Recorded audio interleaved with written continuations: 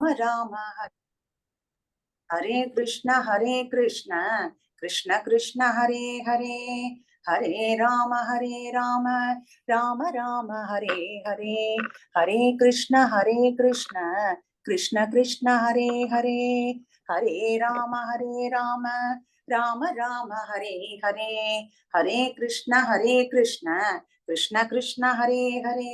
सद्गुरु महाराज की जय। जानकी कांत स्मरणं जय जय राम राम। गोपिका जीवन स्मरणं गोविंदा गोविंदा। नमः पार्वती पतये हर हर महादेवा। आंजनेय मूर्ति की जय। सद्गुरु महाराज की जय। नमो नमः सद्गुरुभ्यः सद्गुरुभ्यो नमो नमः।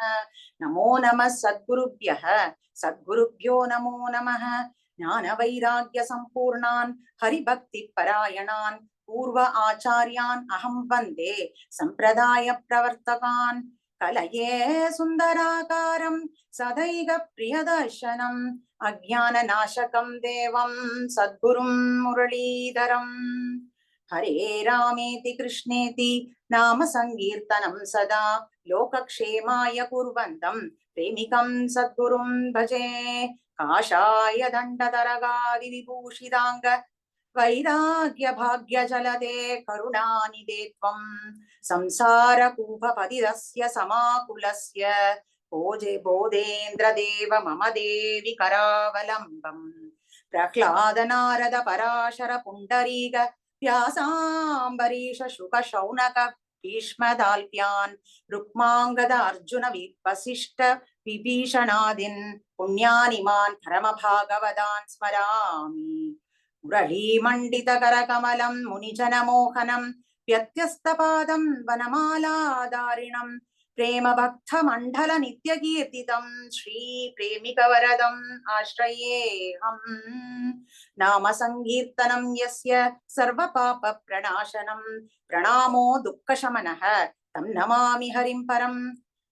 बुद्धिर्बलं यशोधैर्यं निर्भयत्वम् अरोद्धता अचाट्यं वाक्पटुत्वं च हनुमत्स्मरणात् भवेत्। सर्वत्र गोविन्द नाम संकीर्तनं गोविन्दा गोविन्दा। பகவானோட அளவில்லாத கருணைனாலும் நம் சத்குருநாதரோட பரம கிருப்பையினாலும் நமக்கு கதை கேளுன்ற ஒரு நம்ம எல்லாரையும் கதை சொல்ல தயார் பண்ணிட்டு இருக்கா. நம்ம குருநாதருக்கு ரொம்ப பிடிச்ச விஷயம் மூணு விஷயம்: பகவன் நாமா, பாகவதம், கதாசிரவணம் பண்றது. இது மூணும் நம்ம குருநாதருக்கு ரொம்ப பிடிக்கும். அப்படி நீ என்ன கதை கேட்டையோ அத எல்லார்கிட்டையும் சொல்லி சந்தோஷப்படு அப்படிங்கறதுதான் இப்ப காட் மும்பைல நாம எல்லாரும் இப்ப பண்ணிட்டு இருக்கோம். நம்ம என்னெல்லாம் கதை கேட்டோமோ அதை மறக்காம இருக்கிறதுக்கு ஒருத்தர்கிட்ட நம்ம பகிர்ந்துட்டோம்னா மறக்க மாட்டோம் இல்லையா? அதனால இப்ப நான் நம்ம குருநாதர் நம்ம சிஷ்யமணிகள் இவாகிட்டேந்து நான் என்னெல்லாம் கதை கேட்டேனோ அந்த கதைய நான் இப்போ உங்களோட ஸ்மரிக்க போறேன். எப்படி நான் சொன்னேன்னா, குருநாதருக்கு ரொம்ப பிடிச்சது நம்ம பாகவதம்னு சொன்னேன் இல்லையா? பாகவதத்துல கிருஷ்ணரே சொல்றான் குருவோட பெருமைய பத்தி. அத ஸ்மரிச்சுட்டு நமக்கு மேல போலாம். சுதாமாவும் கிருஷ்ணரும் சந்திக்கிற ஒரு இடம் இருக்கு பாகவதத்துல. சுதாமா பகவான் துவாரகாதீசன் அங்க இருக்காருன்றத அவருக்கு தெரியும். ஆனாலும் அவர் போய் பார்க்கல. ஆனா கிருஷ்ணருக்கு சுதாமா எங்கேயோ க்ஷேமமா இருக்கான் அப்படிங்கிற ஒரு சந்தோஷத்திலேயே அவரும் இருக்கார். ஒரு நாள் சுதாமாவோட மனைவி சுஷீலா சொல்றா, போயிட்டு ஒரு தடவை பார்த்துட்டு வாங்களேன் அப்படின்னு. அதுக்காக சுதாமா போறார். போற வழி பூரா பகவான நினைச்சுட்டே தன் கூட படிச்சத என்னெல்லாம் அதெல்லாம் ஸ்மரிச்சுட்டே போறார். போயிட்டு அரண்மனை வாசல்ல போய் சொல்றார், இந்த மாதிரி நான் வந்திருக்கேன்னு சொல்லுங்கோ அப்படின்னுட்டு. சோ காவலாளியும் பகவான் கிருஷ்ணர் கிட்ட போயிட்டு, உங்களோட கூட சாந்திபினி ஆசிரம்ல படிச்சாலாமே முடிக்கவே இல்லையா குருநாதர் சொல்றார். முடிக்கவே இல்லையாம். அதுக்குள்ளயும் கிருஷ்ணர் வேகமா ஓடி வராராம் தன்னோட சகாவை பாக்குறதுக்கு. ஓடி வந்து அவனை கட்டி புடிச்சுண்டு கூட்டிட்டு போய் தன்னோட சிம்மாசனத்துல உட்கார வச்சு அப்படி சந்தோஷப்படுற பேசுறார். அப்ப அது சவுண்டு கேட்காது. அப்ப அப்படி இப்ப எல்லாம் பேசிட்டே இருக்காவா, ரெண்டு பேரும் ரொம்ப சந்தோஷமா ரெண்டு பேரும் ஒருத்தருக்கு ஒருத்தர் பேசிட்டே இருக்கா. ராத்திரி ஆயிடுறது. அது வரைக்கும் ரெண்டு பேரும் அவ்வளோ இத்தனை வருஷம் பேசினது எல்லாத்தையும் உட்காந்து பேசிட்டு இருக்கும்போது கிருஷ்ண பரமாத்மா சொல்றாராம், சுதாமா, நானும் இந்த தனிகன், நானும் இந்த துவாரகாதீசன், நான் எனக்கு 16,108 மகிழ்ச்சிகள் இருக்கா. என்ன சுத்தி நிறைய எனிமி இருக்கா. இந்த துவாரகா அரண்மனையும் இந்த தேசத்தையும் தகர்க்கறதுக்கு பல பேர் இருக்கா. அப்பவும் இது எதுவும் என்ன ஒட்டல. இதுல எதுலயும் நான் பட்டுக்காம இருக்கேன். நீயும் எத்தனையோ தரித்திரத்துல இருந்தாலும், இத்தனை குழந்தைகள் இருந்து நிறைய பிரச்சனைகள் இருந்தாலும் ஒன்னையும் எதுவும் ஒட்டல. நீயும் அதுல இருந்து விலகிதான் இருக்க இல்லையா? இதுக்கு என்ன காரணம்னு நீ நினைக்கிற அப்படின்னுட்டு சொல்றாரு. இந்த மாதிரி நம்ம ரெண்டு பேரும் சாந்தினி குருகுலத்துல படிச்சுட்டு இருந்தப்போ குருநாதருக்காக நம்ம சமித்து எடுக்க போனோம்.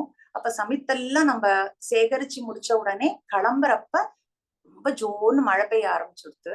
மழை பெஞ்ச உடனே நம்ம குருநாதருக்காக எடுத்து வச்ச சமித்து ஈரமாயிட போறதே அப்படின்னுட்டு அதெல்லாம் ஒரு மரபந்துல வச்சு பாதுகாத்துட்டு நம்ம மழையில சொட்ட சொட்டா நின்றுட்டு இருந்தோம்.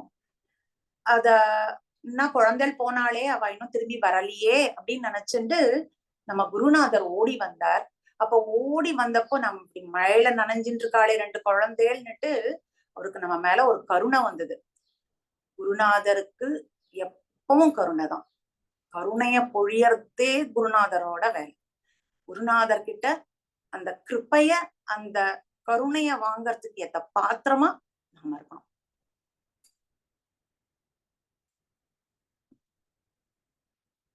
அந்த ஃப்ரீக்வன்சி மேட்ச் ஆகணும். பிரேம இருக்கணும், பக்தி இருக்கணும், வினயம் இருக்கணும். இது இருந்தா மழை கொட்டுறது மித்தத்துல பாத்திரத்தை வச்சு புடிச்சுக்கிறோம். நம்ம மழை இல்லன்னு இல்ல, நம்ம கிட்ட புடிச்சுக்கிறதுக்கு பாத்திரம் இல்ல அங்க, அவ்வளவுதான். அத பிடிக்கிறதுக்கான பாத்திரம் நம்ம கிட்ட வேணும்.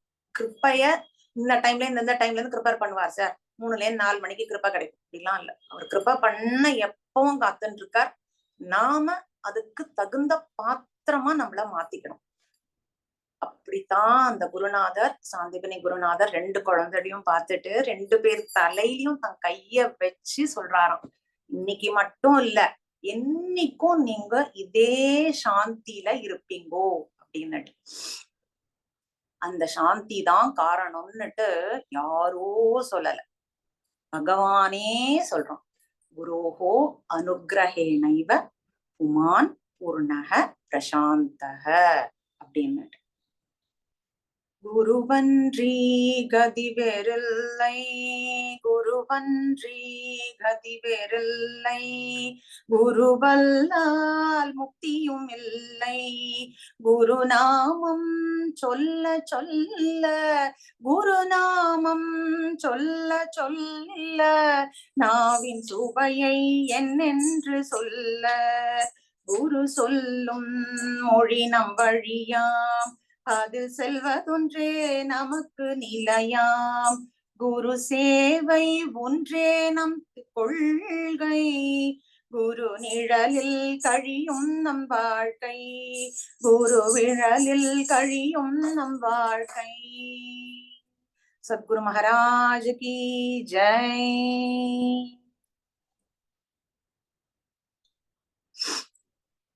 குரு பூர்ணிமா கொண்டாடின இந்த வாரத்துல நாம இப்ப நமக்கு பல அனுகிரகம் பண்ணின பல குருக்கள், நமக்காக பரம்பரை பரம்பரையா நிறைய பேர் நமக்காக அனுகிரகம் பண்ணிருக்கா.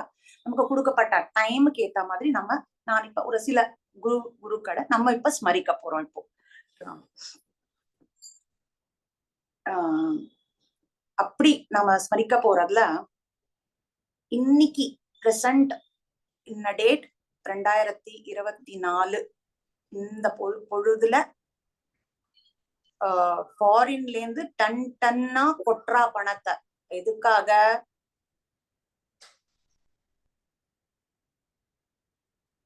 இந்த மதத்தை தகர்த்துக்கிறதுக்காக.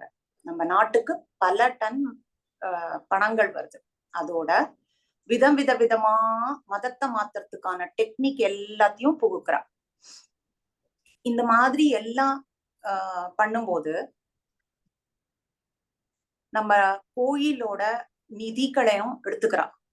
இத்தனை பண்ணினாலும் இந்த சனாதன தர்மம் ஹிந்துத்வம் நிலைச்சி இருக்கு அப்படின்னா அதுக்கு விதை போட்டவர் அவ்வளவு ஸ்ட்ராங்கா போட்டிருக்காரு.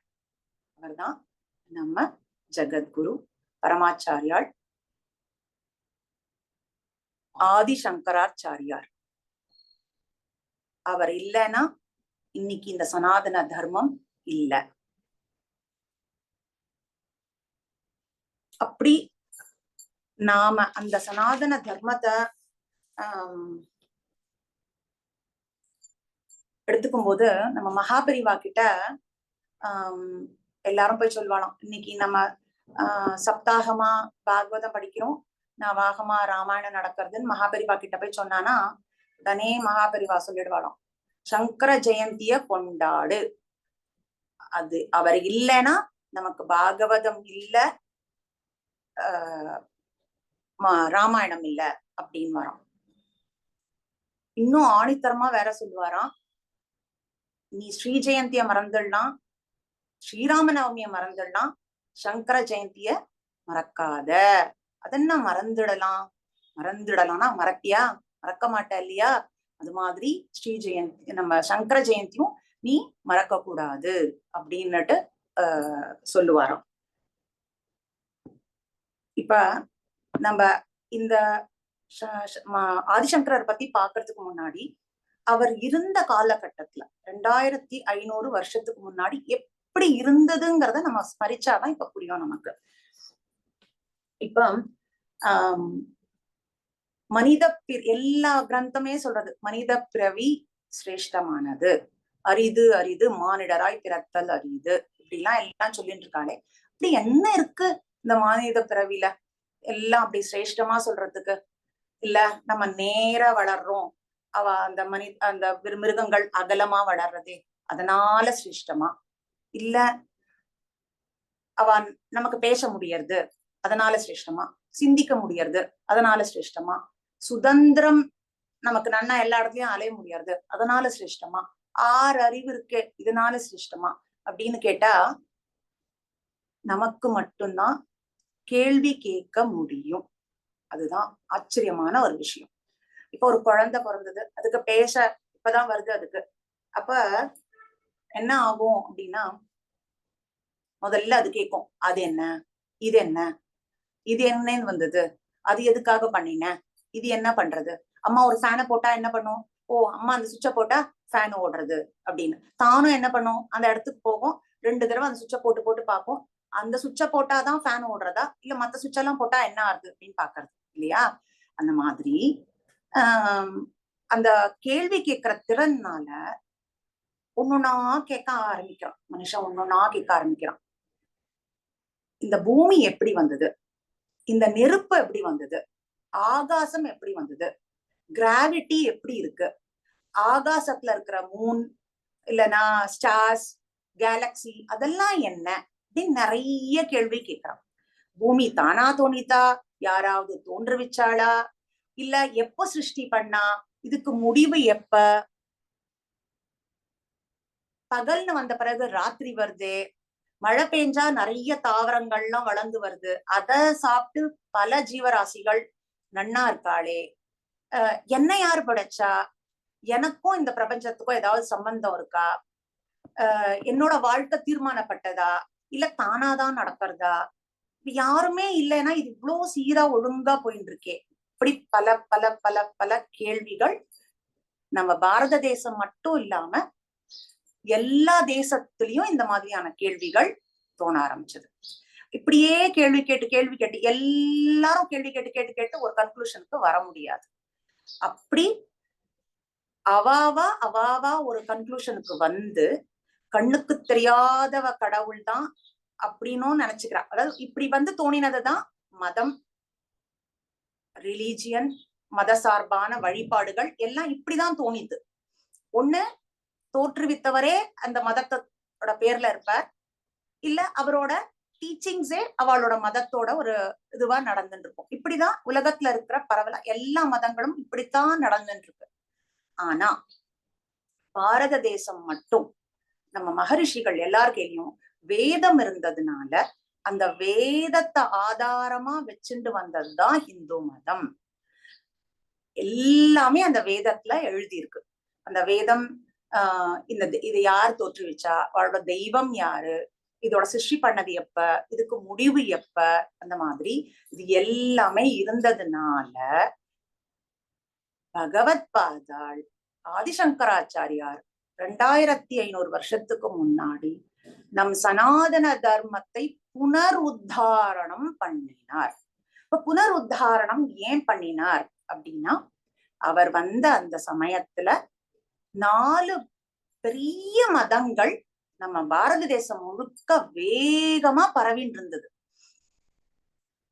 புத்தர் உருவாக்கின பௌத்த மதம், மகாவீரர் உருவாக்கின ஜெயின மதம், அப்புறம் ஷார்வாங்கம்னு ஒரு மதம், அப்புறம் சாங்கத்வம் ஒரு தத்துவங்கள், அந்த மாதிரி வெறும் டீச்சிங்ஸ், அந்த மாதிரி இந்த 4 மதங்கள் ரொம்ப மிக மிக மிக மிக வேகமா பரவின்னு இருந்தது. இவ எல்லாருமே அனீஸ்வரவாதிகள், வேதத்தை ஒத்துக்காதவா இவா. அப்ப பாருங்க, நாராயணனுக்கு பல அவதாரம் இருக்கு, பரமேஸ்வரன் எடுத்த ஒரே ஒரு அவதாரம் நம்ம பகவத் பாதாள் தான். அவர் இந்த அவதாரம் எடுத்து வைகாசி மாசம் சுக்லபக்ஷம் பஞ்சமியில ஆர்திரா நட்சத்திர காலடியில ஆரியாம்பாள் சிவகுருக்கு அவதரித்தார். இந்த தினத்தை நம்ம நினைவுச்சுக்கணும். இந்த தினத்தை நினைவு வச்சுக்கிறது கஷ்டமே கிடையாது. நம்ம எல்லாருக்குமே அக்ஷய திருதியை நன்னா தெரியும். அக்ஷய திருதியிலேருந்து 2ஆம் நாள் சங்கர ஜெயந்தி. அக்ஷய திருதியை நன்னா தெரியும் அப்படின்னா அதுக்கு அர்த்தம் அன்னைக்குதான் பத்ரிகாசிரமமும் கேதாரும் திறக்கப்படுறது. 6 மாசத்துக்கு அப்புறமா திறக்கப்படுற ஒரு புண்ணியமான கஷேத்திரம் நம்ம எல்லாரும் இன்னைக்கு கொண்டாடிட்டு இருக்கோம்னா, யாரால? நம்மளோட அந்த ஜெகத்குரு இல்லைன்னா நமக்கு கேதாரும் இல்ல, பத்ரிகாசிரமும் கிடைச்சிருக்காது. பத்ரிகாசிரமத்துல நம்ம பகவத் பாதாள் போய் பத்ரி நாராயண சேவிச்சு, எனக்கு நீங்க எப்படி தரிசனம் கொடுத்தேடோ, அக்ஞானியா இருக்கிற எல்லாருக்கும் உங்க தரிசனம் வேணும்னுட்டு அவர் கேட்டதுனாலதான் சொல்றாரு அவரு, என்னோட அர்ச்சாவத மூர்த்தி அலகானந்தால இருக்கு, போய் எடுத்துக்கோன்னுட்டு. கை வச்சா ஷாக் அடிக்கிற அந்த தண்ணியில நமக்காக முங்கி போய் எடுத்துன்னு வந்து வச்சிருக்காரு. அப்படிப்பட்ட ஒரு ஜெகத்குரு நம்ம ஆதிசங்கராச்சாரியார். இந்த கஷேத்திரம்னு இல்ல, பல கஷேத்திரங்களை ஆசேத்து ஹிமாச்சலம் நடந்து நமக்காக எல்லா கோயில்கள் வழிபாடு மத சார்பான என்ன இருக்கோ எல்லாத்தையும் பண்ண வச்சு சஞ்சாரம் அவர் இருந்தது இந்த பூமியில 32 வருஷம் மட்டும்தான். ஆனா நம்ம குருநாதர் ரொம்ப அழகா சொல்றார், 1000 காலம் இருந்தா கூட ஒருத்தர் பண்ண முடியாதத சாதிச்சுட்டு போயிருக்காரு. அப்படி கட்டாயமா இன்னைக்கு நம்ம எல்லாரும் ஹிந்துன்னு பெருமையா சொல்லிக்கிறோம்னா அவர் இல்லைன்னா நம்ம சொல்லியிருக்க முடியாது. அவர் ஹிமாச்சலத்திலேருந்து நம்ம ஆசேத்து ஹிமாச்சலம் வரைக்கும் போயிட்டு பல கோயில்கள், பூரி ஜெகநாதர் உட்பட எல்லா கோயில்களையும் புனருத்தாரணம் பண்ணி பிரஸ்தானத்ரயம் அப்படின்ற பகவத்கீதா, உபனிஷத், பிரம்மசூத்திரம், இது 3த்துக்கும் இவரே பாஷ்யம் பண்ணிட்டார். வேற யாரும் இதை திருப்பி ஒண்ணும் பண்ண வேண்டாம். வேணா வித்தியாசம் படுறதுன்னு நமக்கு தோணும் இல்லையா, இது மாதிரி இருக்கலாமா, அப்படி வேணா எங்கேயோ 1 2 யாருன்னா யோசிக்கலாமே தவிர அவ்வளவு அழகா அவர் எல்லா பாஷ்யமும் பண்ணியிருக்கார். பல கிரந்தங்கள் எழுதியிருக்கார். 110க்கு மேல கிரந்தங்கள் இருக்கு. இது எல்லாமே 20 வயசுக்குள்ளேயே அவர் எழுதியாச்சு. மீதி எல்லாம் இந்த தர்மத்தை எப்படி நிலைநாட்டணுங்கிறதுக்கான வேலைப்பாடுதான் அவரோடது எல்லாம். ஆனா இவ்வளோ உலகத்துக்காக உழைச்சவரோட சித்தாந்தம் என்ன தெரியுமா? ஜெகத் வித்யை அப்படின்றதுதான். உலகம் பொய்ன்னு சொன்னவர் உலகத்துக்காக உழைச்சா மாதிரி யாருமே உழைக்கல அப்படின்வார் நம்ம குருநாதர். அப்படி எல்லா இடத்தையும் ஸ்தாபிச்சுட்டு இருக்கும்போது நிஜமாவே இவரை நம்ம கொண்டாடணும்.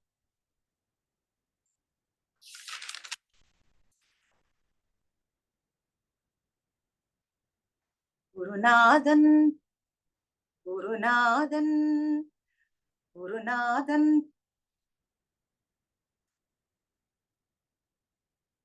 குருநாதன் சரணமே கதி நமக்கு அனுதினமே, அதுதான் ஆனந்தமே, அது நம் பாக்கியமே. இன்பமயமாயிருக்க இருள் தன்னை போக்கி வைத்து அன்புமயமாக என்னை ஆண்ட சத்குருநாதனே, அன்புமயமாக என்னை ஆண்ட சத்குருநாதனே. குருநாதன் பிரேமிக்க குருநாதன் பிரேமிக்க குருநாதன் சரணமே கதி நமக்கு அனுதினமே, அதுதான் ஆனந்தமே, அது நம் பாக்கியமே. அப்படி இவர் என்ன பண்ணினார், பல மடங்கள் ஸ்தாபிச்சார்.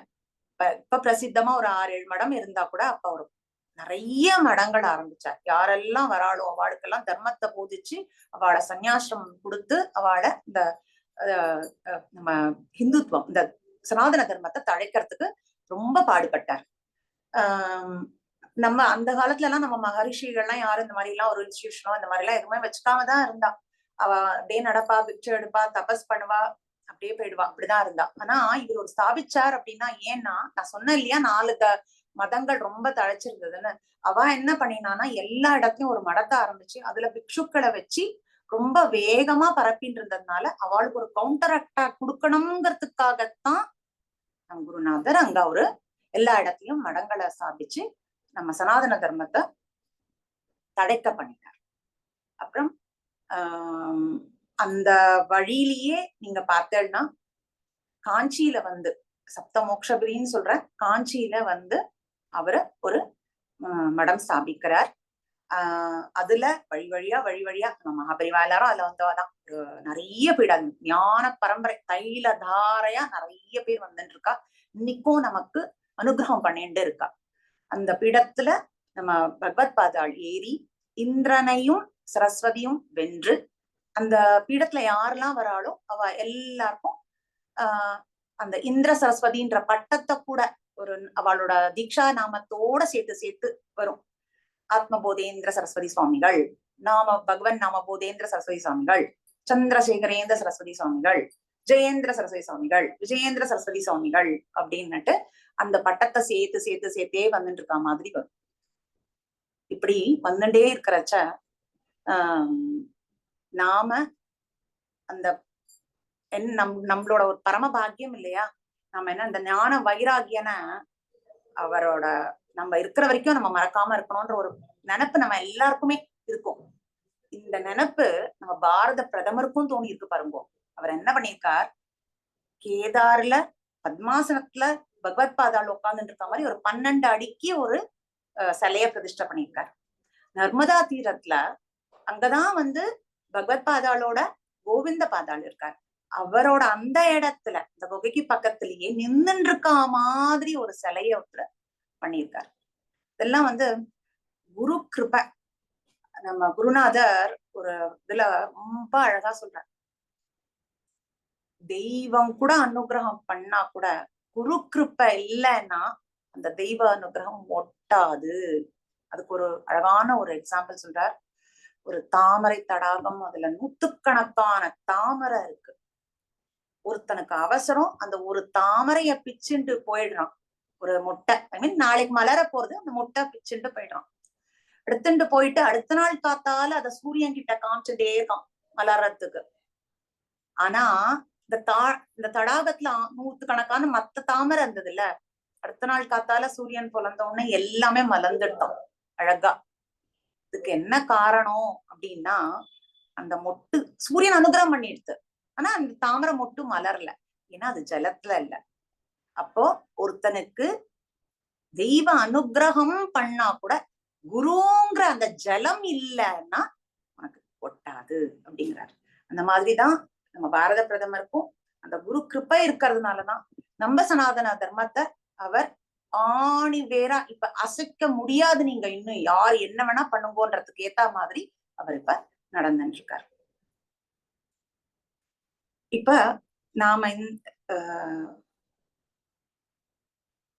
பகவத் பாதாள நம்ம இப்ப ஸ்மரிச்ச மாதிரி இப்ப அதே வம்சாவழியில அதே தைலதாரியா வந்துட்டு இருக்க ஞான பரம்பரையில இன்னும் ஒரு ஆச்சாரியால நம்ம இப்ப ஸ்மரிக்க போறோம்.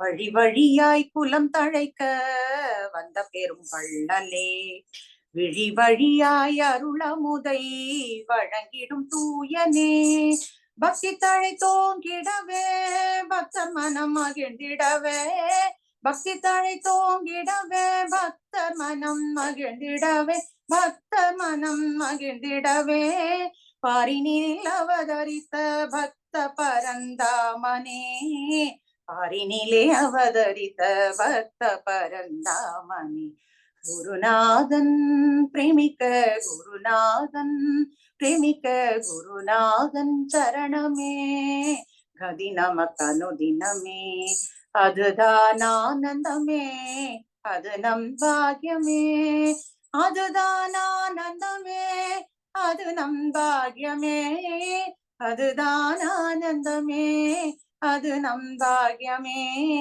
அதுதான் ஆனந்தமே, அது நம் பாக்கியமே. சத்குரு மகாராஜ் கி ஜெய். அந்த பரம்பரையிலேயே வந்த 58வது 59வது பீடாதிபதிகளை பத்தி நாம இப்ப கொஞ்ச நேரம் ஸ்மரிக்கலாம். 58வது பீடாதிபதி ஆத்மபோதேந்திர சுவாமிகள். ஆத்மபோதேந்திர சுவாமிகளோட பிருந்தாவனம் நம்ம மகாபிரிவா கண்டுபிடிச்சது. ரொம்ப ஆச்சரியமான விஷயம் அந்த இன்சிடென்ட். நாம கட்டாயமா அதை ஸ்மரிக்க வேண்டும். மகாபெரிவா சாத்துர்மாசி விரதத்துக்காக வில்வமங்கலம் பக்கத்துல இருக்கிற ஒரு இடம், அந்த இடத்துலதான் அவர் இருந்துட்டு இருந்தார். அப்போ அவரோட கூட குமாரமங்கலம் சாமமூர்த்தி சாஸ்திரிகள் கூட இருந்தா. அப்ப எல்லாருமே அவரோட இருப்பா இல்லையா. இது நான் சொல்றது 1926 அப்ப நடந்தது. அப்ப மகாபெரிவா காத்தால அப்படி ஒரு வாக் மாதிரி போயிட்டு ஒரு இடத்துல ஒரு வயல்வெளியில குத்துக்காலிட்டுன்னு உட்காந்துடுறாராம். உட்கார்ந்த உடனே யாரெல்லாம் கூட இருக்காளோ அவெல்லாம் என்னாச்சு குருநாதா, என்ன கீழே உட்காந்துட்டேள் அப்படின்னு கேட்டப்ப அந்த கிராம மக்கள் எல்லாரும் வந்தாச்சு. அப்ப கொஞ்ச நேரம் அப்படியே இருந்துட்டு கேக்குறாராம், மடத்து ஆள்கிட்ட சொல்லிட்டு இந்த நிலம் யாருக்கு சொந்தம்னு கேளுப்பா அப்படின்னுட்டு. உடனே அந்த நிலத்துக்காரன் ஓடி வரான். ஓடி வந்துட்டு சுவாமி சுவாமி என்னோட நிலம் தான் சுவாமி இது அப்படின்னுட்டு. மடத்து குடுப்பியா? சுவாமி சுவாமி இதுல ஒண்ணுமே விளையாது சுவாமி, இதுல இதை கேட்காதீங்க, நல்ல விளையாற நிலமா நான் உங்களுக்கு தரேன் சுவாமி. மடத்துக்கு நிலம் வேணாப்பா, இந்த நிலத்துக்குள்ள எங்க பீடாதிபதி எங்க வம்சத்துல ஒருத்தரோட பிருந்தாவனம் இருக்குப்பா. என்ன சுவாமி சொல்றீங்க? நான் விதை போட்டேன், உழுந்தேன், என்னென்னமோ பண்ணினேன் நானு அப்படின்லாம் அவர் சொல்றாரு. அப்போ குருநாதர் என்ன பண்றார், திரும்பி பார்த்துட்டு இந்த குமாரமங்கலம் சாமமூர்த்தி சாஸ்திரிகள் இருக்காரு இல்லையா, அனுஷ்டானமானவர், வேதோக்தமா இருக்கிறவர் அவர். அதனால அவர் நீ போயிட்டு ஸ்நானம் பண்ணிட்டு ஈரத்தோட வா அப்படின்றாரு. மகாபெரிவா சொன்ன உடனே ஓடுறாரு. ஓடி போயிட்டு ஸ்நானம் பண்ணிட்டு வந்த உடனே மண்வெட்டி கடபார இதெல்லாம் எதையும் நீ யூஸ் பண்ணக்கூடாது, உன் கையினாலேயே குழைச்சுண்டு ஜலத்தை விட்டு விட்டு குழைச்சுண்டே நீ வா அப்படின்னு சொல்றாரு. அப்புறம் அப்படியே இறங்கி எதையும் யூஸ் பண்ணாம தண்ணினாலேயே விட்டு விட்டு விட்டு விட்டு யோசிச்சு பாருங்க, பண்ணிட்டே இருக்கிற சமயத்துல அந்த சாம்பமூர்த்தி சுவாமிகளுக்கு ஒரு டிரான்ஸ்ஃபர். அவர் ஒரு பாவ சமாதிக்கு போயிடுறாரு. அவர் பாவ சமாதிக்கு போனதை நம்ம மகாபெரிவா பார்த்துட்டு இப்ப அங்க என்ன தெரியறது அப்படின்னு கேக்குறாரு. ஒருத்தர் கஷாயம் கட்டிண்டு தண்டத்தோட கையில ஒரு ஜபமாலையோட சதாசிவம் சதாசிவம்னு ஜபம் பண்ணிட்டு இருக்கார். அவருக்கு எதிரில 4 பேரு உபனிஷத் வாசிக்கிறா அப்படின்னு சொன்ன உடனே அந்த ஊர் மக்கள் எல்லாம் ஆச்சரியப்பட்டுட்டான். அப்புறம் அப்படின்ன உடனே ஓரும் தோண்டாதே, நான் இங்கதான் இருக்கேன் அப்படின்னுட்டார். சதாசிவம் சதாசிவம் அப்படின்ன உடனே அந்த இடத்துல மகாபெரிவா ஒரு பிருந்தாவனம் எழுப்பி இன்னைக்கும் பூஜை நடந்துட்டு இருக்கு. நம்ம குருநாதருக்கு பால்ய பருவத்துல அங்க நிறைய டைம் அவர் ஸ்பெண்ட் பண்ணியிருக்காராம். அவருக்கு ரொம்ப பிடிச்சமான ஒரு பிருந்தாவனமா. அப்ப இந்த பிருந்தாவனம் கட்டியிருக்கா இல்லையா, அந்த விஸ்வாதி கேந்திர 58வது பீடாதிபதி, அவரை பத்தின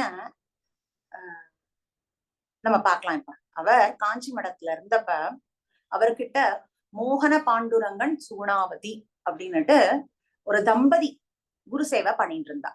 எப்படி பண்ணுவானா, குருவை தவிர எனக்கு வேற ஒண்ணுமே தோணலே கிடையாது அப்படின்ற. மோகன பாண்டுரங்கன் ஆத்மபோதேந்திராளுக்கு கைங்கரியம் எப்படி பண்ணுவாருன்னா, கண்ணு பார்த்தா கை பண்ணுமா. அவர் அடுத்த செகண்ட் இப்படின்னாலே அவருக்கு அதுதான் வேணுங்கிறத எடுத்து தர்ற அளவுக்கு அப்படி இருப்பாராம் அவரு.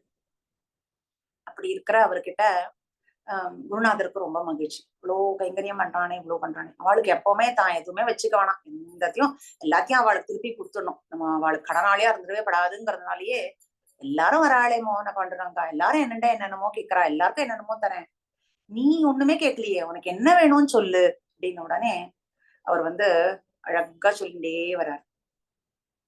குருநாதா, எனக்கு பணம் வேணும்னா, நான் ஏழையா இருக்கிறேனே, எனக்கு பணம் வேணும்னு கேட்டா, உத்தம குருவான ரத்னம் என்னண்டா இருக்கும்போது நான் எந்த பொக்கிஷத்தை தேடி போறேன் அப்படின்றாரு.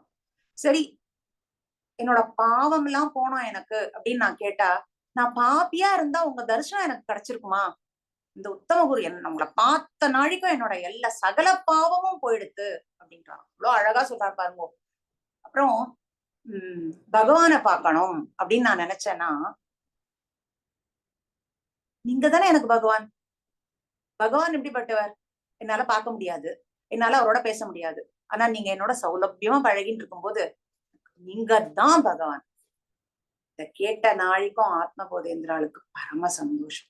உனக்கு ஒண்ணுமே வேண்டாமா அப்படின்னு இல்ல, எனக்கு ஒரு குழந்தை வேணும். இவ்வளவு சொன்னியேப்பா. ஆமா, நான் இந்த குழந்தை கேட்கறதுக்கு என்ன கரையேத்துறதுக்கோ, எனக்கு சத்கதி கிடைக்கிறதுக்கோ இல்ல. உங்களை நான் எப்ப அடைஞ்சனோ எனக்கு சத்கதி தான், மோட்சம்தான். அதுல எனக்கு ஆணித்தரமா நம்பிக்கை இருக்கு. ஆனா நான் பண்ற இந்த குரு கைங்கரியம் என் ஃபேமிலி ரைட் மாதிரி தொடர்ந்து வரணும், அதுக்குதான் கேக்குறேன்னு உடனே ஜெகத்குருக்கு ரொம்ப சந்தோஷமாயிடுச்சு. ஆத்மபோதேந்திராள் ரொம்ப சந்தோஷம் அடைஞ்சி ஒரு பழத்தை எடுத்து சத் சந்தானம் ஏற்படும் அப்படின்னுட்டு கொடுத்துடுறார். அவர் அப்புறம் யாத்ரா கிளம்பி போயிடுறார். இப்ப சுகுணவதி அந்த பழம் சாப்பிட்டு கர்ப்பவதி ஆயிட்டா.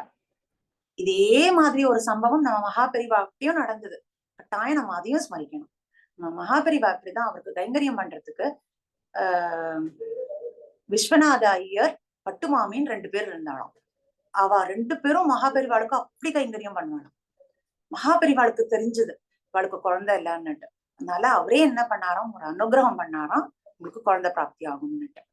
அப்போ பட்டுமாமி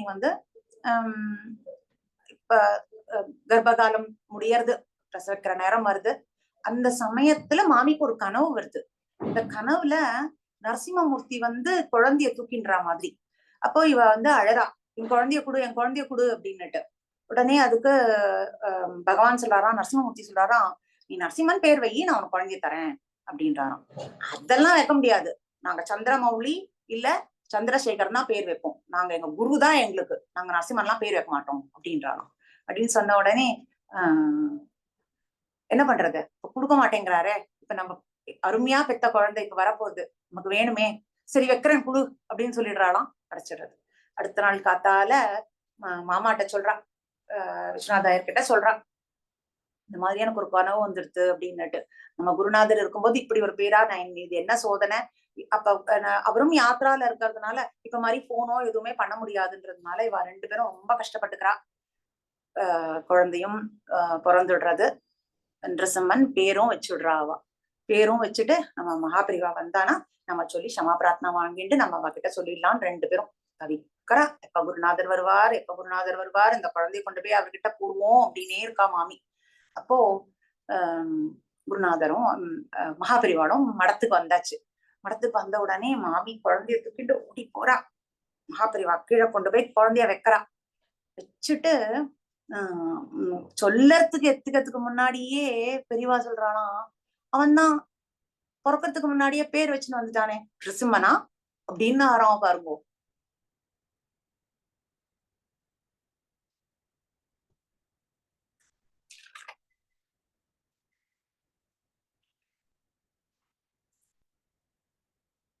குரு கிருபை இல்லாமல் ஹரி கிருபை இல்லை, ஹரி கிருபை இல்லாமல் பக்தியும் இல்லை. அந்த குரு கிருபை இல்லாம அவ்வளவு அழகா கரெக்டா சொல்லிட்டார். இதே மாதிரிதான் ஆத்மபோதேந்திராள் கிட்ட, ஆத்மபோதேந்திராலும் யாத்ரா போயிட்டு வரும்போது பாக்குறாரு, மோகன பாண்டுரங்கனுக்கும் சுகுணாவதிக்கும் ஒரு கிருஷ்ண விக்கிரகம் ஆட்டம் குழந்தை இருக்கு. அப்படியே பாக்குறதுக்கு கிருஷ்ணர் தான் அப்படின்னு. அவளுக்கு பேர் வந்து புருஷோத்தமன் வச்சிருக்காரு. புருஷோத்தமன் கரெக்டான பேர் தானே, புருஷோத்தமன் பேர் வச்சிருக்கா. அப்பாக்கு ஏத்த மாதிரி குரு கைங்கரியம் பண்றதுல அவ்வளோ சாமர்த்தியமா இருக்கும் அந்த குழந்தை. அப்பா நமஸ்காரம் பண்ணா தானும் நமஸ்காரம் பண்றது, அப்பா எடுத்து வைக்கிறது, பண்ண வேண்டியது, கீழே ஈரமாச்சுன்னா துடைக்கிறது, அப்படியே ஓடி ஓடி ஓடி ஓடி வந்து பண்ணிட்டே இருக்கு பாருங்க. பண்ணிட்டே இருக்கிறப்ப நம்ம ஆத்மபோதேந்திரால் அந்த குழந்தைய பார்த்துட்டே இருக்கார்.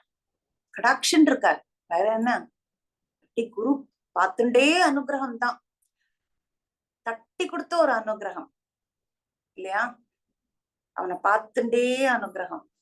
சம்டைம் அவன் ஏன் வரல, புருஷோத்தமன் ஏன் வரல அப்படின்னு நினைச்சு அனுகிரகம். இவ்வளோ அனுகிரகம் அந்த குழந்தைக்கு பண்ணிட்டு மோகன பாண்டுரங்கன் கிட்ட கேக்குறாரு, இந்த குழந்தைய மடத்து கொடுத்துடுறியா அப்படின்னுட்டு. அப்போ அவர் சொல்றாரு, உங்க குழந்தை தேவரி, உங்க குழந்தை, நீங்க என்ன இப்படி கேக்குறீங்க என்ன, சரி நீ சொல்லலாம், ஆனா நீ போய் எதுக்கும் அம்மா கிட்ட கேட்டுட்டு வா அப்படின்னு சொல்லி அனுப்புறார். அப்ப இவர் ஓடுறார். ஓடி போயிட்டு கேட்ட உடனே அவ சொல்றா, கேட்டுட்டு வான்னு அவர் சொல்லலாம், கேட்டுட்டு வரேன் நீங்களும் வந்திருக்கேளேன்றானா சுகுணவதி பேருக்கு ஏத்த மாதிரி. அப்போ அந்த குழந்தைய மடத்துக்கு கொடுத்துடுறா. அந்த மடத்திலேயே அந்த குழந்தைக்கு புனலை போட்டு வேதம், உபனிஷத், அந்த தர்மசாஸ்திரம் எல்லாத்தையும் சொல்லி கொடுத்து அந்த குழந்தை அங்கேயே வளர்ந்துட்டு இருக்கும்.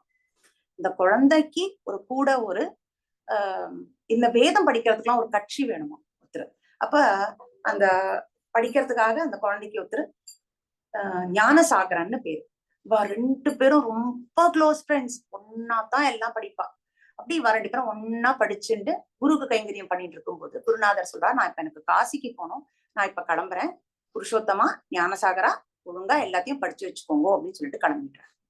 ஞானசாகரன் ரொம்ப நன்னா படிக்கிறான், எல்லா வேதத்தெல்லாம் படிக்கிறான். ஆனா புருஷோத்தமனுக்கு படிப்பு மேல கவனமே போக மாட்டேங்கிறான். குருநாதா குருநாதா குருநாதா குருநாதரையே ஸ்மரிச்சுட்டு இருக்கான். அப்ப ஞானசாகரன் கிட்ட கேக்குறான், நம்ம இவ்வளவு நாள் ஆயாச்சு, குருநாதர் எப்ப வருவாரும் கூட தெரியல, நம்ம வேணா காசிக்கு போலாமா அப்படின்னு கேட்கிறான். இப்ப ஞானசாகரன் சொல்றான், என்ன சொல்ற நீ, காஞ்சி எங்க காசி எங்க, நம்ம எப்படி போக முடியும், இவ்வளவு தூரம்லாம் போக முடியாது. என்ன சொன்னாலும் புருஷோத்தமன் கேட்கவே மாட்டேங்க. உனக்கு ஆசை இல்ல, உனக்கு ஆசை இருந்தா அந்த தூரமே தெரியாது ஞானசாகரா அப்படின்லாம் சொன்ன உடனே ஞானசாகரன், சரி நீ வரலைன்னா போ, நானே தனியா போய்க்கிறேன்னு புருஷோத்தமன் கிளம்புறதுனால, இல்ல நானும் வரேன் அப்படின்னுட்டு ரெண்டு பேருமே சேர்ந்து காசிக்கு கிளம்புறேன். ரெண்டு பேருமே குழந்தை. அந்த டைம்ல இருக்கிற நமக்கு போற மாதிரி வசதியா இல்ல, நடந்தே போறா.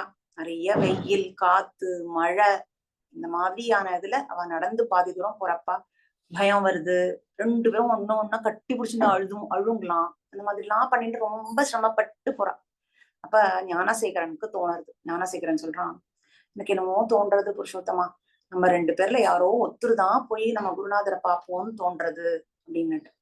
அதை கேட்டும் ரெண்டு பேரும் அழறானோ, எழுதுன்னு சொல்றானோ, இந்த மாதிரி ஒரு நிலைமை நமக்கு வந்ததுன்னு வச்சுக்கேன், நம்ம உடனே நம்ம இன்னொருத்தர் யாரு இருக்காளோ அவ ஏதாவது ஒரு பிரதிஜையை எடுத்துட்டு நேர போய் குருநாதரை போயிட்டு நமஸ்காரம் பண்ணிட்டு அவரோட அனுமதியோட போய் கங்கையில குதிச்சு இன்னொருத்தர் எங்க இருக்காளோ அந்த லோகத்துக்கு நானும் வந்துடுவேன்.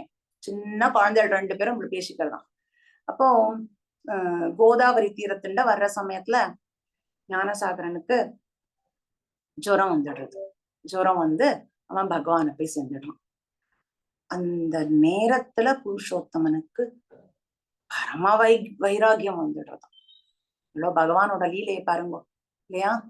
வைராகியத்தை கொண்டு வர்றதுக்கு அந்த க்ஷணம் அவனை வந்து மாத்திடுத்து. இவ்வளவு ஒரு அட்டாச்மெண்டோட நம்ம இருந்தோம் அப்படிங்கிற அந்த பிரிஞ்ச அவனோட இது வந்து அவனை பெரிய வைராகியம் கொடுத்துடுறது அந்த குழந்தைக்கு. வைராகியத்தோட காசிக்கு போறான், குருநாதரை பாக்குறான். குருநாதருக்கு பரம சந்தோஷம். காஞ்சி எங்க, காசி எங்க, எப்படிப்பா வந்த நீ அப்படின்றதுக்குள்ளயும் முதல்ல ஒரு நமஸ்காரத்தை பண்ணிட்டு, குருநாதா நீங்க தான் எனக்கு ஒரு அனுமதி தரணும். குருநாதர் கேட்கிறாரு, என்ன அனுமதி வேணும் உனக்கு?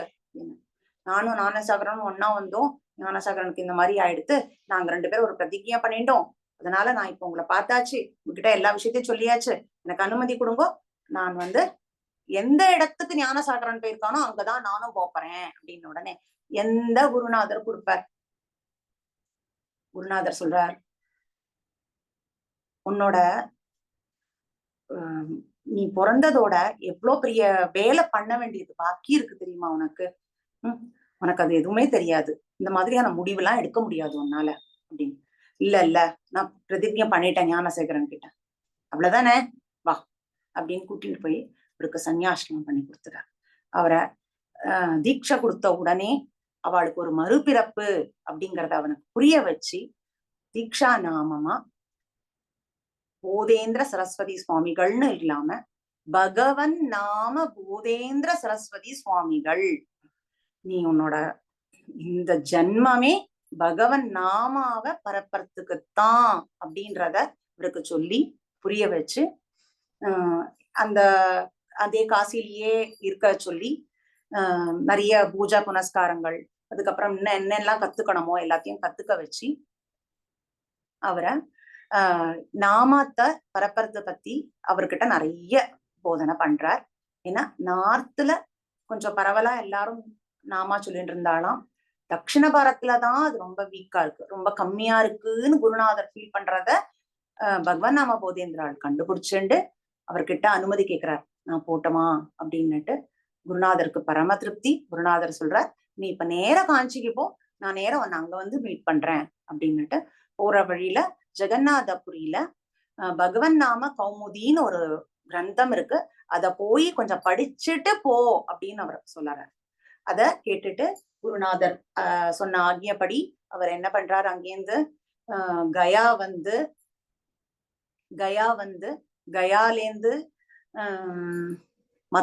மதுராலேந்து பிருந்தாவன்லேருந்து அயோத்தியா அப்படி போய் எல்லா க்ஷேத்திரத்தையும் பார்த்துட்டு நேரா அவரு ஜெகநாதபுரிக்கு வர்றாரு. அவர் வந்து சேரறப்ப மணி ரொம்ப லேட் ஆயிடுது. அங்க வந்து லக்ஷ்மீதர கவின்றவருக்கு தான் அந்த கிரந்தம் எழுதியிருக்கார். அப்போ அவரை பாக்குறதுக்காக போறப்ப லேட் ஆயிடுறதுனால அவாத்துல போய் கது தட்டக்கூடாது அப்படின்ட்டு அவ திண்ணையில உட்காந்துட்டு நாம ஜபம் பண்ணிட்டு இருக்காரு. அப்ப நாம ஜபம் பண்ணிட்டு அவர் இருக்கிற சமயத்துல ஒரு ஹஸ்பண்ட் ஒய்ஃப் பதறிண்டு ஓடி வரா அந்த ஆத்துல. அந்த மாமி அழுதபடி அழுதுண்டே இருக்கா. அப்ப அவ வேக வேகமா கது தட்டுறத பார்த்துட்டு அவ ஆத்துல இருந்து வெளியில வரா. அது லக்ஷ்மீதர கவியோட பையன் ஜெகநாத கவி. அப்ப அவ சொல்றா, எங்களுக்கு ஒரு சந்தேகம் இருக்கு, அதை உங்ககிட்ட தீர்த்துக்கணும்னு நான் வந்திருக்கேன், நீங்க தயவு செஞ்சு உங்க அப்பாவை கூப்பிடுங்கோ அப்படின்னு சொன்ன உடனே, இல்ல அப்பா பகவானை வந்து சேர்ந்துட்டார், இப்ப வந்து அவர் இல்ல, ஆனா அவர் எனக்கு எல்லாத்தையும் சொல்லி கொடுத்ததுனால உங்களோட என்ன சந்தேகம் இருக்கோ அது எல்லாத்தையும் என்னால தீர்க்க முடியும், நீங்க சொல்லுங்கோ அப்படின்னு சொன்ன உடனே அவ தன்னோட கதைய சொல்றா. இந்த பிராமணனும் அந்த மாமியும் காசிக்கு வந்திருந்தா, காசிக்கு வந்து க்ஷேத்திரம் எல்லாத்தையும் பண்ணிட்டு ராத்திரி படுத்து தூங்கிட்டு இருக்கிறப்ப முகலாய பீரியடா இருந்ததுனால ஒரு முஸ்லிம் மொத்தம் வந்து அந்த மாமியோட வாயை பொத்தி தூக்கிட்டு போயிட்டான். தூக்கிண்டு போனது காத்தால எழுந்துதான் மாமாக்கு தெரியும் அங்க மாமி இல்ல அப்படின்னுட்டு. அப்போ அவர் வந்து ரொம்ப அழகா ரொம்ப தேடுறார், எல்லா இடத்துலயும் தேடுறார், எங்கேயுமே அவளை கிடைக்கவே இல்லை. ஆனா அந்த ஒரு இதுலயே இருக்கார், அவ கிடைச்சிடுவானே அவர் எல்லா இடமும் சுத்திட்டு இருக்கார். அப்படியே ரொம்ப நாள் ஆயிடுறது. ரொம்ப நாள் ஆனதுக்கு அப்புறமா ஒரு நாள் அவருக்கு தோன்றது, நம்ம நினைச்சு நமக்காக வாக்கப்பட்டு வந்தவளை கூட நம்மளால ஒழுங்கா பாத்துக்க முடியல பத்தியா அப்படின்ற ஒரு மனவேதனையில விஸ்வநாதரை சேவிச்சுட்டு கங்கையில உழுந்துடலாம் அப்படின்னு அவர் நினைச்சுட்டு அவர் இருக்கும்போது அடுத்த நாள் காத்தால அவர் எல்லாத்தையும் முடிச்சுட்டு வந்து கங்கை கரையில அப்படி உட்கார்ந்துட்டு இருக்காரு. உட்கார்ந்துட்டு இருக்கும் போது ஒரு முஸ்லீமோட வேஷத்துல இருக்கிற மாதிரி ஒரு ஸ்ரீ ஓடி வந்து நாத்தா அப்படின்னு கூப்பிடுறா. அத்தனை நாளைக்கும் ஒரு பயமாயிடுறது, யாருன்னே தெரியல அவருக்கு.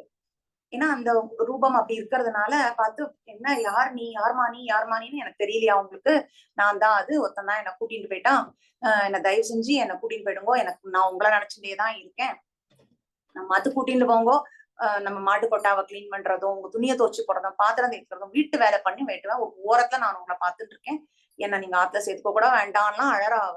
அவ கதர்றா, என்னை கூட்டின்னு போங்க, இவன் பாத்துட்டு திருப்பி என்னை இழுத்து போயிடுவானேன்றதுனால அவளை வேக வேகமா கூட்டிட்டு காசிலேந்து ஓடி வரா, இவா பிடிச்சிடக்கூடாதுன்றதுனால. அப்ப ஓடி வந்ததுக்கு அப்புறமா அவருக்கு ஒரு சந்தேகம் வருது, எப்படி தீர்த்துக்கிறதுன்னு தெரியலையே, யாரானா மகாபிரிவா, யாரானா பண்டிதாளா, யாரானா இருக்காளா, படிச்ச கிரந்தங்களை தெரிஞ்சவா இருக்காளான்னு கேட்டப்ப பூரியில சொல்றா, லட்சுமிதர கவி கிட்ட போய் கேளுங்கோ அப்படின்னுட்டு. இப்ப லட்சுமிதர கவி அதனாலதான்ப்பா வந்திருக்கேன்னு இத்தனை கதையும் அவ சொல்றா. இவ சொன்ன உடனே ஜெகநாத கவி சொல்றா, நீங்க ஒண்ணும் கவலைப்படாதீங்க, எங்க அப்பா சொல்லியிருக்கா, நீங்க இங்க இருக்கிற புரி ஜெகநாத்ல இருக்க ஒரு திருக்குளம் இருக்கு, அந்த குளத்துல போயிட்டு மாமிய ராமா ராமா ராமான்னு 3 தடவை முங்க சொல்லுங்கோ அப்படின்னு சொல்றா. சொன்ன நாளைக்கும் உள்ளேந்து அவ அம்மா கத்துறா, டே பாவி, அப்பா இப்படியாடா சொல்லி கொடுத்துருக்கா, ஒரு தடவை சொன்னா போருமேடா, எதுக்கு 3 தடவை சொல்லணும் அப்படின்றார். கேட்ட நாளைக்கும் நம்ம பகவன் நாம போதேந்திராளுக்கு ரொம்ப மெய்சிலிக்க ஆரம்பிச்சிருச்சு.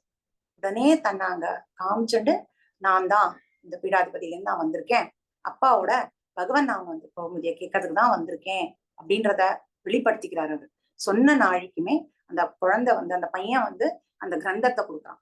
அந்த கிரந்தத்தை கொஞ்ச நேரத்திலேயே ஃபுல்லா கிரகிச்சுண்டு அந்த அம்மா இருக்காலே அந்த பெண்மணியை பார்த்து சொல்றாரு, என்ன ரூபத்துல நீ இருக்கியோ இதே ரூபத்துல நாளை காத்தால் அந்த குளத்துல வா, ஒரே ஒரு தடவை ராமநாமா சொல்லு அப்படின்னு சொல்றாரு. அப்படின்னு உடனே அதை எல்லாருக்கும் இன்ஃபார்ம் பண்றா. ஊர் மக்கள் எல்லாம் கலந்து எல்லாரும் அங்க வெடிக்க பாக்குறா. அப்படி எல்லாரும் அங்க வந்துடுறா. அப்ப எல்லாரும் அங்க வந்திருக்கிற சமயத்துல அந்த அம்மா அப்படியே எப்படி இருக்காளோ அந்த முஸ்லிம் குலத்திலேயே அவ அதுக்குள்ள இறங்குறா. இறங்கி ராமா அப்படின்னு எழுந்துக்கும் போது நம்மளோட ஹிந்து தர்மத்தோட சுமங்கலமான மங்களமான அந்த திரவியத்தோட வெள்ளவராளாம், மஞ்சள் குங்குமத்தோட. அத பார்த்த நாளைக்கும் அங்க இருக்கிறவா எல்லாரும் அப்படியே, ஜீவன் உள்ளது பகவன் நாமம், ஜீவன் உள்ளது பகவன் நாமம், எளிமையானது இனிமையானது ஒளிமயமானது மகிமை வாய்ந்தது. அத அங்க பரப்பிட்டு அங்கேருந்து நேரா காஞ்சிக்கு வர. காஞ்சி மடத்துல வந்து ஒரு நாளைக்கு 1,80,000 ராமநாமா சொல்லுவார். அவருக்கும் அதே 24 மணி நேரம் தான். ஒரு நாளைக்கு 1,80,000 நாமா. நாமா மட்டும் இல்ல, தன்னோட அனுஷ்டானங்களுக்கு தனக்கு விதிக்கப்பட்ட எல்லாத்தையும் பண்ணிட்டு இந்த நாமாவையும் சொல்வார். அவர் எழுதினது நாமாமிருத ரசோதயம், நாமாமிருத ரசாயனம், நாமாமிருத ரசாரணவம், நாமாமிருத சூரியோதயம், நாமாமிருத தரங்கம், அந்த மாதிரி 8 கிரந்தம் பண்ணியிருக்காரு. இந்த 8 கிரந்தம் பண்ணிட்டு யாரெல்லாம் வராளோ அங்க எல்லார்கிட்டையும் நாமா சொல்லுங்கோ அப்படிங்கிறத புரிய வைக்கிறதுக்கு சொல்வாராம். பாமரனா வரா, ஒருத்தர் புரியல அப்படின்னாலும் அவளுக்கு சொல்வாராம். புரியலங்கிறது கிடையாது, ஆனா அவள்லாம் கை தேர்ந்த வித்வானாதான் இருப்பா எல்லாரும். ஆனா அவகிட்ட சொல்றதுக்காக அவர் சொல்வாராம், நம்ம ஆகாசத்துல ஒரு வெட்ட வழி இருக்கு, சிதாகாசம்ன்ற ஒரு வெட்ட வழி இருக்கு, அந்த வெட்ட வழியில நிறைய நாமா மிழுந்துன்னு இருக்கு, அந்த நாம மிழுந்துன்னு இருக்கிறத மகான்களால பார்க்க முடியும். அப்ப நீ நிறைய நாமா சொல்ல சொல்ல சொல்ல சொல்ல அதுக்கு சாநித்தியம் கூடிண்டே போறது. அப்ப கூடிண்டே போறப்ப நீ சொல்ற இந்த நாமா அங்க கனெக்ட் ஆறதுனால உனக்கு நன்மை கொடுக்கறது அப்படின்னு சொல்லுவாராம். குருநாதர் சொல்றாரு இல்லையா, சிதாகாசந்தனில் மிளிர்ந்திடும் நாமமாம் யோக சித்தி நல்கிடும் கீர்த்தன பாடீரே ஹரே ராம ராம ராம ஹரே ஹரே ஹரே கிருஷ்ண கிருஷ்ண கிருஷ்ணா ஹரே ஹரே. அந்த மிழுந்துன்னு இருக்க அந்த நாமம் அங்க இருக்குப்பா அப்படின்னு சொல்லி அவ சொல்ற மாதிரி அப்படியே சொல்லிட்டு நிறைய பேருக்கு நாம சித்தாந்தமும் நாம அனுஷ்டானமும் பண்ணி வச்சார்.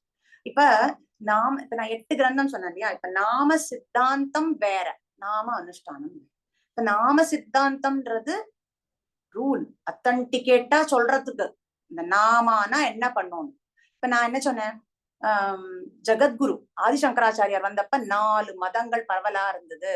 அந்த நம்ம வேதோக்தமான ஹிந்து தர்மத்தை அவர் ஸ்தாபிச்சார். அப்ப வேதோக்தமான ஹிந்து தர்மத்தை அவர் ஸ்தாபிச்சார் அப்படின்னா நம்ம எல்லாம் எப்படி இருப்போம், வேதோக்தமா தானே இருப்போம். அந்த வேதோக்தமா இருந்தவா நம்ம போதேந்திராள் சுவாமி இருக்கிற சமயத்துல அப்படி அனுஷ்டானம் பண்ணுவாளாம். அதாவது சகல சாஸ்திர அந்த மாதிரி அவ ரொம்ப 100% வேதம் எந்த அனுஷ்டானம் சொல்லியிருக்கோ அந்த அனுஷ்டானத்தை ஃபாலோ பண்ணும். கர்ம சாஸ்திரம் என்ன அனுஷ்டானம் சொல்லியிருக்கோ அந்த அனுஷ்டானத்தை பண்ணுவா. டீப் நாலேஜ்ல இருப்பாளாம் அவ. காத்தால 4:30 மணிக்கு எழுந்தா 7:30 மணி வரைக்கும் அனுஷ்டானம் அப்படி இருக்கும். இப்ப நம்மளே சொல்லுவோம்ல, எங்க அப்பா தாத்தா எல்லாம் பண்ண மாதிரி நான் பண்ணல, இப்ப நான் பண்ணாமாவது என் ஜெனரேஷன் பண்ணுமோ என்னமோ தெரியலன்னுவா. அவள்லாம் அப்படி அனுஷ்டானம் பண்ணிட்டு இருந்தவா. இப்ப இந்த நிலைமை தேஞ்சு வருங்கிறதுனாலதான் நம்ம ஆத்ம போதேந்திராலும் பகவன் நாம போதேந்திராலும் ஸ்ரீதர் ஐயாவாலும் மருதாநல்லூர் சத்குரு சுவாமிகளும் நாம பிரச்சாரம் பண்ண கிளம்பினான். இந்த நிலைமை வரும் அப்படிங்கிறதுனாலதான்.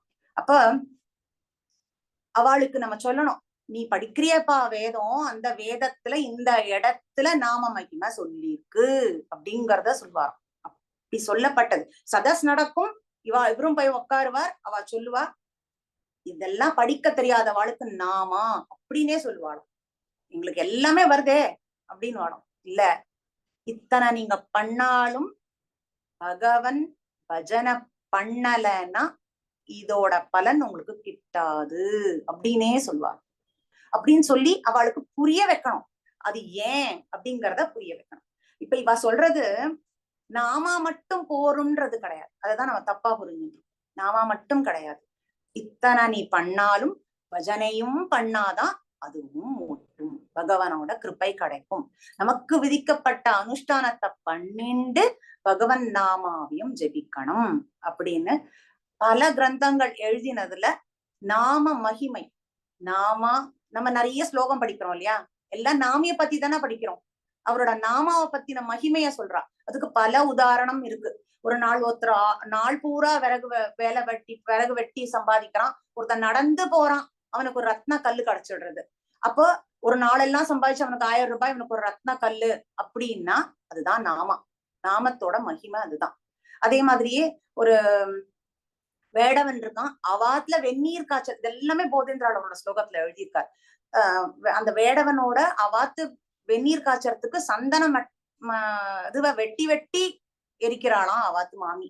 அது ஏன் அப்படின்னா அந்த மகிமை அவளுக்கு தெரியலன்றாலே அதுக்கு ஏத்த மாதிரி. சோ இந்த மாதிரி நிறைய பிரபாவங்கள் என்னெல்லாம் இருக்கோ எல்லாத்தையும் சொல்லிட்டு ஸ்ரீதர் ஐயாவானும் சமகாலத்துல அவர் சிவநாமத்தை பரப்பினார், இவர் ராமநாமத்தை பரப்பின்னு இருக்கார்.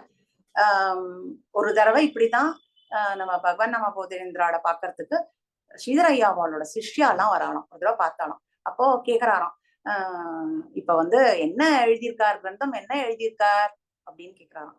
அப்படின்னு கேட்ட உடனே இப்ப குரு என்ன எழுதியிருக்கார், ஆக்யா சஷ்டின்னு ஒண்ணு எழுதியிருக்கார். 60+ ஸ்லோகங்கள் அது ஆக்யா சஷ்டின்னு எழுதியிருக்காருன்னுட்டு சொல்லவே ஆரம்பிச்சிருக்கான் குழந்தைகள் எல்லாம். அதை கேட்ட உடனே பகவான் நாம போது எனக்கு கண்ணிலையும் தரத்தரையா தண்ணி வரணும். இவ்வளவு அழகா அந்த நாமாவை எழுதியிருக்காரு, இவ்வளவு நாம மகிமையை எழுதியிருக்கார் அப்படின்னு சொல்லிட்டே இருந்தாராம். அதுல ஒரு ஸ்லோகத்தோட ஒண்ணு அர்த்தம் மட்டும் நான் சொல்றேன், ஏன்னா நமக்கு நிறைய டைம் இல்லைங்கிறதுனால அந்த ஒரு அர்த்தத்தை மட்டும் நான் சொல்றேன் பாருங்க. அவர் கூப்பிடுறாராம் ஸ்ரீதர் ஐயாவாள், சிவநாமமே வா அப்படின்னு கூப்பிட்டுட்டு, உனக்கு போட ஆசனம் எதுவும் இல்ல, என் நாக்குதான் இருக்கு அப்படின்னு. நம்ம யாருன்னா வந்தோம்னா என்ன பண்ணுவோம், வாங்குவோம் எங்காச்சுக்கும் உட்காருங்கன்னு ஒரு சேர் கொடுப்போம்ல, அந்த மாதிரி சிவநாமமே வா, உனக்கு ஆசனம் என் நாக்குதான் அப்படின்னு. யாருன்னா நம்ம அதுக்கு வந்தா என்ன பண்ணுவோம், அவளுக்கு ஏதாவது கொடுப்போம் இல்லையா? இப்ப இந்த மத்தியானமா பகலா ராத்திரியா பார்த்து அவளுக்கு ஏத்த மாதிரி காஃபியா டிஃபனா ஸ்நாக்ஸா பார்த்து கொடுப்போம் இல்லையா? அந்த மாதிரி ஸ்ரீதரையவாள் சொல்றாராம், நாமமே வா என் நாக்குல உட்காரு, உனக்கு கொடுக்கலாம்னு நானு பல ஜென்மால வச்சிருக்க பாவ மூட்டைய, யாரு ஸ்ரீதரையாவாள் சொல்றாரு, உனக்கு கொடுக்கறதுக்கு பல ஜென்மமா நான் வச்சிருக்க பாவ மூட்டைய கொடுக்கலான்னு திரும்பி பார்த்தேன், பாவ மூட்டைய காணோம்பா அப்படின்னு ஒரு ஸ்லோகம் அவ எழுதினதுல. அந்த மாதிரி நாம மகிமைய எல்லா இடத்தையும் எல்லா இதுலயும் பண்ணிட்டு, நமக்கு இவா அந்த விதைய எப்படி இவர் நட்டாலோ, அந்த சனாதன தர்மம்ன்ற விதைய நட்டாரோ, இவ நாமம்ன்ற விதைய நட்டு அதுக்கு ஜலமூட்டி அதுக்கு 4 பேரை நிக்க வச்சு பாதுகாத்து அத பல பெரிய விருட்சமாக்கி நமக்கு கொடுத்துருக்கா.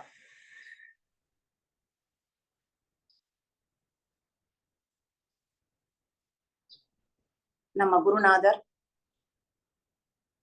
இப்ப கட்டாயமா நாம இப்ப ஸ்மரிச்சேன்.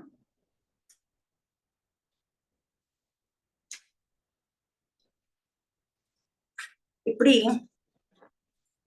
நான் சொன்னேன், பல மடங்களை ஸ்தாபிச்சு அந்த மதத்தை தழைக்கிறதுக்காக கவுண்டர் அட்டாக் மாதிரி பண்ணாருன்னு சொன்ன மாதிரி, இந்த நாமம் தழைக்கணுங்கிறதுக்காக பல இடத்துல நாமத்வார ஸ்தாபிச்சு 6லேருந்து 6 மணி வரைக்கும் அகண்ட நாமா கைலதாரியா எல்லா இடத்துலயும் போயிட்டு இருக்கு. போனா இதுதான் வைகுண்டமா அப்படின்னு தோன்ற அளவுக்கு நாம அங்க ஒழிச்சுட்டு இருக்கு. அங்க உட்கார்ந்த 10 நிமிஷத்துல நீ உன்னை மறக்கிற, 10 நிமிஷம் ஆத்துல உட்கார்ந்து சொல்ற நாம அங்க 1 மணி நேரம் உன்னால சொல்ல முடியறதுன்னா என்ன காரணம்? இங்க இருக்கிற சாநித்தியம் தான். மகாபரிவாளுக்கு வேதம், வேதத்தை தழைத்தோங்கணும்ன்றதுதான் மகாபரிவாளுக்கு. அந்த வேதம் தழைக்கணும்னு நம்ம குருநாதர் பல இடத்துல வேத பாடசாலைய நடத்தி அதுல பல குழந்தைகளுக்கு சொல்லி கொடுத்து சதஸ் நடத்தி எல்லாம் பண்ணிட்டு இருக்காரு. மோகன பாண்டுரங்கனும் நம்ம ஆத்மபோதேந்திராள் அவளோட சொன்னேன் இல்லையா, குரு பக்தி எப்படி, அவ குரு சிஷ்யா எப்படி இருக்கான்னுட்டு. இங்க எல்லாருக்கும் தெரியும் ஜனார்தன சுவாமியும் ஏகநாதரோட பக்தி, குரு பக்தி எப்படி இருந்ததுன்னு. அந்த மாதிரி குரு பக்தி நம்ம குருநாதர் சிஷ்ய அண்ணா கிட்ட பரம பக்தி. அப்படி ஒரு பக்தி அவருக்கு இருக்குன்றத நம்ம சேங்கனூர்ல தர்ஷனாலயம்னு ஒண்ணு பண்ணிருக்காரு. அதுக்குள்ள போய் பார்த்தா, இப்ப நான் சொன்னேன்ல, கேதார் போக வேண்டாம், பத்ரி போக வேண்டாம், பூரி ஜெகநாத் போக வேண்டாம், மோட்சஸ்தலம் நமக்கு அது அப்படி இருக்கு. அதுக்குள்ள போயிட்டு அந்த குரு பக்திய பார்த்த நாளைக்கும் நம்மளையே மறக்கிறோம். அங்க மறந்து நமக்கு தோண ஆரம்பிக்கிறது, ஓ குரு பக்தி இப்படி பண்ணணுமா அப்படின்னு. அந்த பக்திய பார்த்துட்டு நமக்கெல்லாம் தோன்றது, நம்ம எந்த மூலையில இருக்கோம், இதுக்குள்ள நம்ம எந்த மூலையில இருக்கோம் அப்படின்னு தோணும். அப்ப நாம எல்லாரும் நம்ம மனசுல அந்த அவரை கோயில் கட்டணும், மனசுல கோயில கட்டி நாம சொல்லி பிரபோதனம் பண்ணணும். அவருக்கு பிடிச்ச பாகவதம், பாகவத்தை என்ன சொல், சோஸ்திரமாலான்னு சொல்லுவார். அந்த சோஸ்திரமாலாவை நாள் பூரா ஜபிக்கணும், மதுர கீதம் பாடி டோலோத்சவம் பண்ணணும். இதுதான் நாம அந்த குருக்கு பண்ற பெரிய கைங்கரியம். உலகில் உழன்று திரிந்த என்னை அளவில்லா கருணையால் ஆட்கொண்டாய் நீயே, பாக்யவசத்தால் உன் திருவடி அடைந்தேன் சத்குருநாதா சரணம் சரணம். பாக்யவசத்தால் உன் திருவடி அடைந்தேன் சத்குருநாதா சரணம் சரணம்.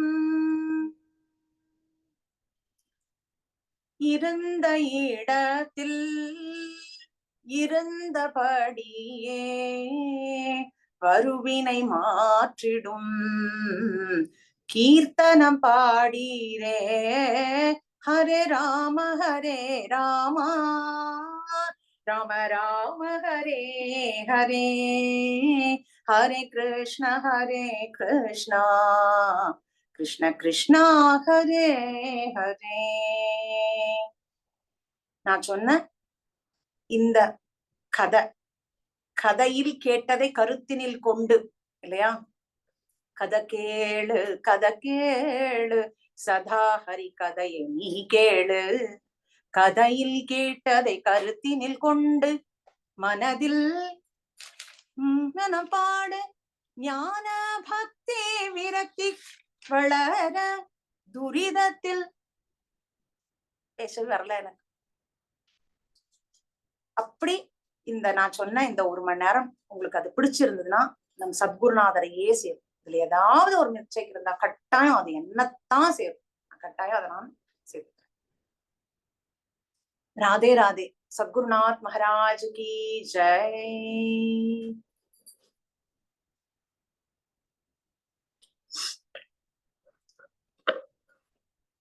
Radhe Radhe Vidyaji. Thank you so much. 1 hour of Guru Bhakti எங்களுக்கு. Thank you all. Thank you so much, Vidyaji. Namaskaram, Vidyaji. Namaskaram. Wonderful program.